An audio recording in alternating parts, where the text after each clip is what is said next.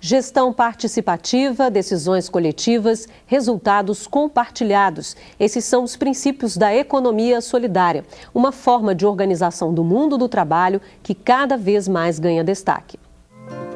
A ideia ganhou maior força a partir dos anos 90, com a crise do emprego.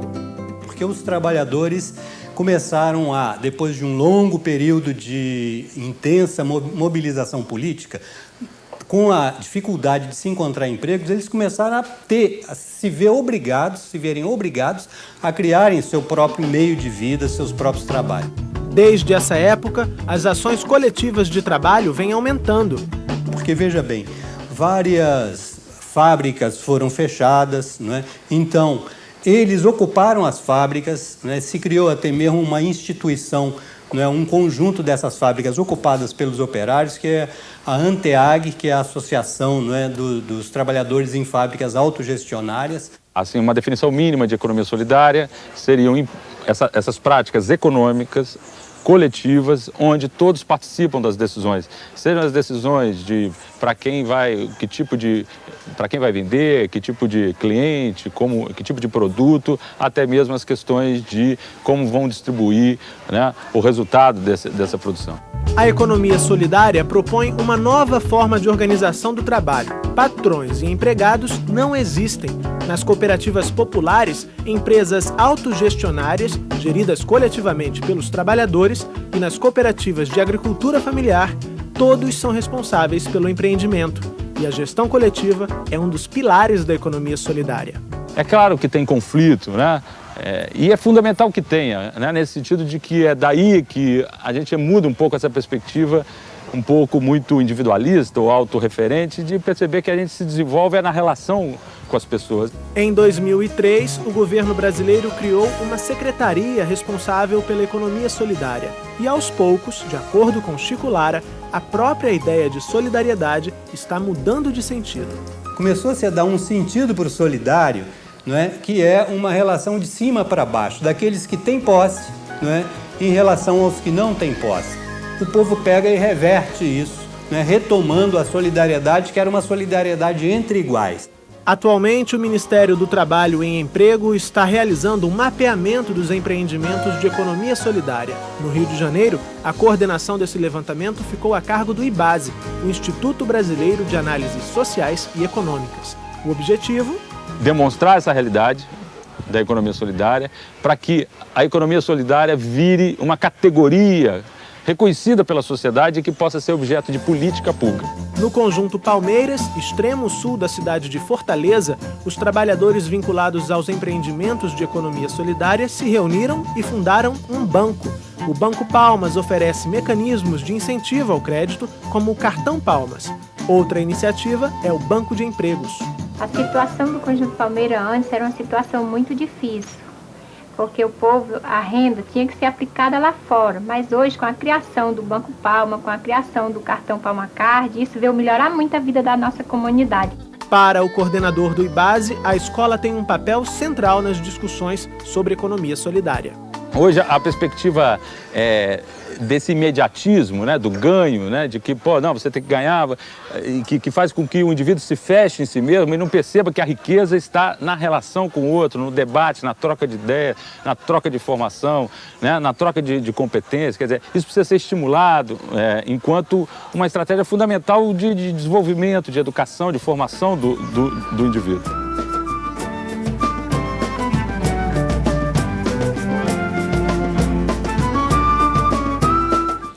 Eu queria aproveitar esse vídeo para fazer a pergunta da Ciseni, da TV Escola de Anápolis, em Goiás. Ela diz que na economia solidária o trabalhador tem participação em toda a empresa, nos lucros e nos prejuízos. Gostaria de saber se a economia solidária funciona em empresas que não sejam cooperativas. Helena.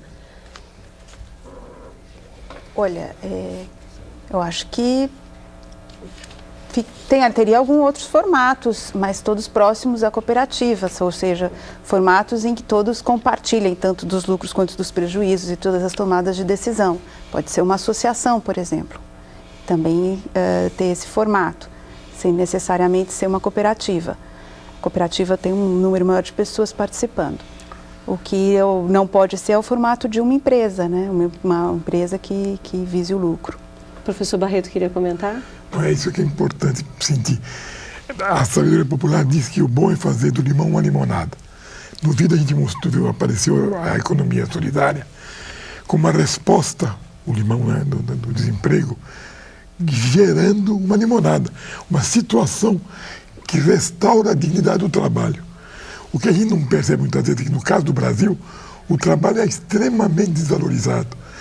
Tem uma herança escravocrata em que trabalho é coisa de escravo.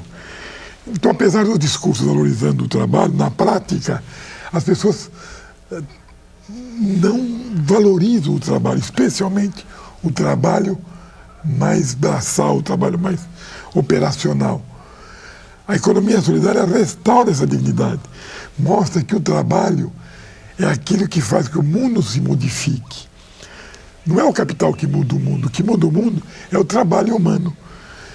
E essa tentativa de gerar economia solidária tem como fruto paralelo a produção de uma dignidade, a restauração de uma dignidade do trabalho. O trabalho é o instrumento pelo qual o homem se torna parceiro de Deus na construção do mundo. Porque o capital tentou transformar isso no consumo, né? Pois é, virou uma forma a de ideia dominar de que o outro. Exatamente, de que eu só cresço, só sou alguém como, né, um indivíduo se eu consumir, através do consumo. E o trabalho, no fundo, gera o domínio de um sobre o outro.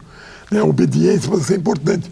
O funcionário tem que obedecer o patrão, senão ele é mandado embora. A relação é uma relação subordinada. Ora, não há necessidade disso. O trabalho cooperado não gera dominação, mas gera cooperação. Ok. Eu acho que isso aqui a gente está chamando de autonomia. Quer dizer, se você pensar que o trabalhador ele só recebe ordem, ele executa a ordem, o trabalhador da economia solidária não, ele decide também. Não é? Ele trabalha, mas ele decide, ele é autônomo nas suas decisões, coisa que o mundo moderno tem tirado dos homens, né? Autonomia. Ok, a Adriana aqui do Rio de Janeiro vai fazer a pergunta agora. Oi, Adriana. Oi, boa noite. Meu nome é Adriana, do Teleposto de Paraíba do Sul. Nós estamos em recepção organizada com a orientadora Rose, aqui no Colégio Estadual Lions Club. A pergunta é a seguinte: como a escola, com os seus recursos que tem, pode colaborar com a formação de sujeito socialmente ativo, capaz de participar conscientemente do seu grupo, quando mesmo com um trabalhador cooperativado? Obrigada, boa noite. Muito obrigada, Adriana, pela sua participação. Como falei ontem, repito hoje, bom ouvir vocês retornando aqui ao vivo, vocês de Paraíba do Sul e a Rose também. Obrigada, viu? Professora Silvia, gostaria de comentar essa questão que traz a Adriana? Eu acho que a escola tem tudo a ver, porque a economia solidária é reaprender as relações sociais e as relações de trabalho. É reaprender a olhar o mundo de frente, se sentir responsável por aquilo que faz também. Então a escola tem tudo a ver. A criança tem que começar desde pequena. E eu acho que, nesse sentido, até a universidade, os alunos da universidade que só pensam em sair dali e ser um grande cirurgião, ganhar muito dinheiro, de repente eles não pensam mais assim. Eles começam a ter noção de que é preciso transformar alguma coisa, que eu não posso ser, eu não posso ser feliz sozinho, não é? Como diria o samba, não é? E um pouco isso, eu acho. Tá certo. Deixa eu completar uma coisa. Claro. Outra coisa que a escola pode ajudar é na construção da relação não autoritária. Quer dizer, a obediência tem sido no sistema escolar uma pedra, um elemento-chave, que gera essa ideia de que deve existir alguém que manda e o resto obedece. A escola pode ser um espaço de cooperação e de relação não autoritária. Isso já ajuda a construir uma sociedade de economia solidária. E um outro ponto é a valorização do fazer como fonte de conhecimento. A escola tende a achar que o conhecimento se produz lendo textos, ouvindo o discurso do professor, e se esquece que a raiz do conhecimento é a ação. O conhecimento nasce da ação. Talvez como fruto dessa visão meio escravocrata brasileira, a gente acha que a ação é alguma coisa menor. O maior é o livro, é o discurso erudito, e a gente esquece que o fazer produz conhecimento, né? Quando a gente faz e pensa que no que faz, a gente produz conhecimento, a gente aprende. Ok. Ivoneide de Goiás. Olá, Ivoneide. Olá, boa noite. Eu sou Ivoneide do Teleposto Cora Coralina, cidade de Goiás. E a nossa pergunta foi feita pela professora Cida. Uma educação voltada para o trabalho, numa perspectiva de uma economia solidária, não é estar voltando para uma nova visão socialista, neossocialismo da economia? Boa noite e muito obrigada. Obrigada, Ivoneide, por mais essa participação. Sei que tem participado bastante aqui do nosso programa ao vivo. Obrigada. Professora Helena, a pergunta da Ivoneide é bastante interessante, né? Vimos aí um período de socialismo, para alguns acabou um sonho, né? E seria esse um retorno de um conceito, um espírito, uma filosofia socialista? Sem dúvida que há aproximações, e se o socialismo não for reduzido ao que viveu o leste europeu e que acabou, felizmente, sem dúvida é um resgate dos ideais socialistas, porque os ideais socialistas são justamente os ideais da produção para a igualdade, para a cooperação, para que, como disse o professor Barreto, para que a riqueza seja compartilhada e seja aproveitada por muitos, por todos. Não fique concentrada na mão de alguns. Não quer dizer que todos vão ter as mesmas coisas, que tudo vai ser decidido de forma centralizada, como era no leste europeu, mas sim que todos vão produzir e vão trabalhar para o bem de todos, e não para que alguns ganhem, vençam e outros percam. Esse é o ideal, essa é a essência do ideal socialista. Há que se aprender, então, com alguns erros desse ideal socialista para poder dar um outro significado a esse conceito de economia solidária. Uhum. É isso. Eu diria que a gente só aprende com os erros. Os acertos confirmam que a gente já sabe. A gente aprende o que tem que saber errando. Tá certo. Rosiméria aqui não, é Rosiméria de Santa Catarina. Oi, Rosiméria. Boa noite para todos. Eu estou falando de Santa Catarina, da Gerência Regional de Educação, Ciência e Tecnologia de Blumenau, Santa Catarina.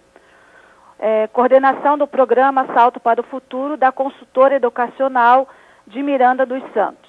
Perguntamos: qual a melhor maneira para nós educadores reeducarmos nossos alunos para uma economia solidária, sendo que desde a infância a economia capitalista é que vem sendo trabalhada com eles?